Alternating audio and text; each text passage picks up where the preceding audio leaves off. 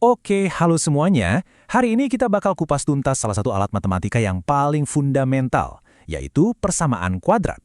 Siap-siap ya, karena pembahasan kali ini bakal praktis banget. Kita akan fokus ke soal-soal latihan dan gimana cara menaklukkannya. Pernah nggak sih kamu lempar bola terus merhatiin lengkungannya yang kelihatan sempurna di udara? Nah, percaya atau enggak, di balik gerakan itu ada semacam kode matematika rahasia yang ngejelasin semuanya dengan presisi. Dan di akhir sesi ini, kamu bakal tahu persis gimana cara bacanya. Oke, ini dia peta perjalanan kita hari ini. Pertama, kita kenalan dulu. Apa sih persamaan kuadrat itu? Terus kita bongkar kotak peralatannya isinya apa aja buat nyelesain soal. Abis itu, kita coba balik logikanya. Gimana cara bikin persamaan dari jawaban yang udah ada? Kita juga bakal belajar cara mendiagnosis soal sebelum dikerjain. Dan sebagai puncaknya, semua ilmu ini bakal kita pakai buat mecahin satu masalah di dunia nyata. Seru kan? Sesuai rencana tadi, kita mulai dari bagian 1. Jadi, apa sih sebenarnya yang dimaksud dengan persamaan kuadrat? Yuk, kita bedah. Intinya sih, persamaan kuadrat itu simple. Ini adalah sebuah persamaan yang variabelnya, biasanya X, punya pangkat tertinggi 2. Lihat deh bentuk umumnya. AX kuadrat plus BX plus C sama dengan 0. Nah, X ini yang jadi misteri buat kita pecahkan. Sementara A, B, dan C itu angka-angka yang kita udah tahu. Ada satu aturan emasnya. Nilai A itu nggak boleh 0. Kenapa? Ya kalau A-nya 0, suku X kuadratnya hilang dong, dan jadinya bukan persamaan kuadrat lagi. Nah, ini dia bagian yang paling seru. Kita bakal buka kotak peralatan kita. Di dalamnya ada 3 alat utama yang bisa kamu pakai buat mecahin persamaan kuadrat model apapun. Yuk kita lihat satu persatu. Alat pertama kita namanya faktorisasi. Anggap aja ini kayak main detektif perkalian. Tugas kita adalah nemuin 2 ekspresi yang lebih kecil, yang kalau dikalikan, jeng-jeng, balik lagi jadi persamaan awal kita. Ini cara yang elegan dan seringnya sih yang paling cepat buat nemuin jawabannya. Oke, biar nggak bingung, kita langsung latihan ya. Soalnya, 5x kuadrat ditambah 13x ditambah 6 sama dengan 0. Triknya di sini adalah kita pecah suku yang di tengah, si 13x itu. Kita cari 2 angka yang kalau dikali hasilnya sama kayak 5 dikali 6, yaitu 30, dan kalau dijumlahin hasilnya 13. Jawabannya 10 dan 3 kan? Jadi 13x kita ubah jadi 10x ditambah 3x. Kalau udah, kita kelompokkan. Lihat deh, 5x buka kurung x plus 2 dan 3 buka kurung x plus 2. Ada x plus 2 yang sama kan?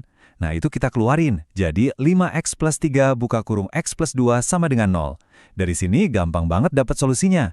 X sama dengan min 3/5 atau x sama dengan minus 2. Lanjut, alat kedua kita adalah melengkapkan kuadrat sempurna. Nah, metode ini tuh berguna banget pas faktorisasi terasa buntu atau susah. Idenya adalah kita sulap salah satu sisi persamaan jadi bentuk kuadrat yang cantik dan sempurna, kayak x plus p kuadrat.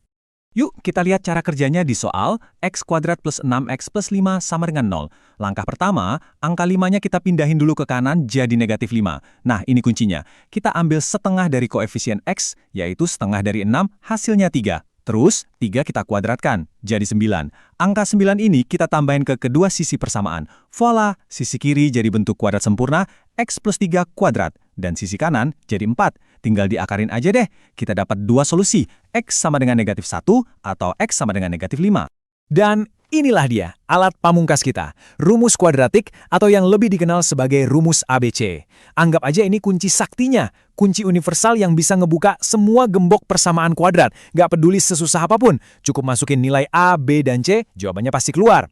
Kita tes langsung ya, di x kuadrat plus 4x minus 12 sama dengan 0. Di sini, A-nya 1, B-nya 4, dan C-nya min 12. Udah, tinggal kita cemplungin aja angka-angka ini ke rumus ABC. Setelah dihitung-hitung, kita bakal dapat 2 jawaban yang bersih. X sama dengan 2, dan X sama dengan min 6. Simple, andal, dan anti gagal. Oke, kita udah jago nih mecahin persamaan. Sekarang, gimana kalau kita balik? Kita udah tahu jawabannya atau akarnya, terus kita disuruh bikin persamaannya. Bisa nggak ya? Tentu bisa! Yuk kita lihat caranya. Sebenarnya ada 2 cara utama buat ngelakuin ini. Cara pertama, pakai faktor. Kalau akarnya itu x1 dan x2, persamaannya tinggal x minus x1 dikali x minus x2 sama dengan 0. Gampang. Cara kedua, pakai jumlah dan hasil kali akarnya. Rumusnya jadi x kuadrat dikurang jumlah akar X, ditambah hasil kali akar sama dengan 0. Dua-duanya bakal ngasih hasil yang sama kok, cuma beda pendekatan aja. Biar kebayang, nih contoh cepatnya. Misal kita dikasih akar 3 dan min 7. Kita pakai cara faktor aja. Tinggal masukin ke rumus, X min 3 dikali X min min 7. Nah, X min min 7 kan jadi X plus 7. Kalau kita kalikan, X min 3 dengan X plus 7, hasilnya adalah X kuadrat plus 4X min 21 sama dengan 0. Tuh kan jadi persamaannya. Semudah itu. Nah, sekarang ada pro tip nih. Sebelum kita capek-capek ngerjain soal, sebenarnya ada cara buat ngintip kira-kira jawaban yang bakal kita dapat tuh kayak gimana sih? Ini kayak diagnosis cepat gitu, dan alatnya kita sebut diskriminan. Jadi, si diskriminan ini yang simbolnya D, sebenarnya adalah jeroannya rumus ABC. Tepatnya, bagian yang ada di bawah tanda akar, B kuadrat min 4AC. Cuma dari nilai si D ini aja, kita udah bisa tahu semua tentang sifat jawaban dari suatu persamaan, tanpa perlu ngitung sampai akhir. Keren kan? Aturannya gampang banget. Kalau nilai D-nya positif atau lebih dari 0, kita pasti dapat dua jawaban yang beda.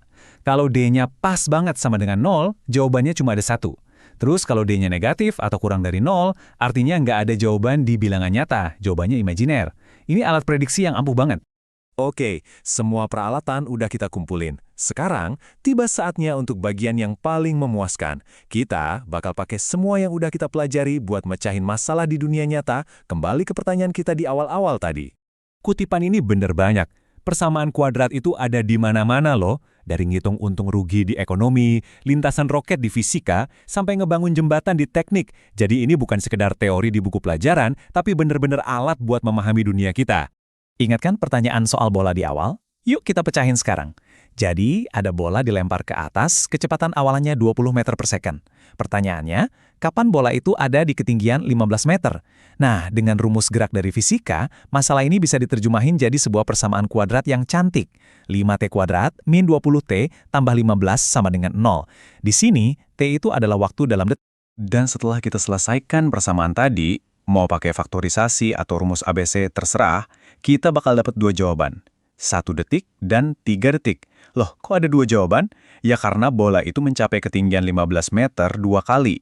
Pertama, pas dia lagi naik ke atas. Kedua, pas dia turun lagi. Keren ya? Matematika bisa dengan sempurna menangkap realita fisika ini. Nah, jadi kita udah lihat sendiri gimana sebuah konsep matematika yang kelihatannya abstrak ternyata bisa ngejelasin dunia nyata dengan presisi yang luar biasa. Ini ninggalin kita sama satu pertanyaan menarik. Kalau persamaan sesederhana ini aja bisa ngejelasin lintasan bola, coba bayangin, apalagi yang bisa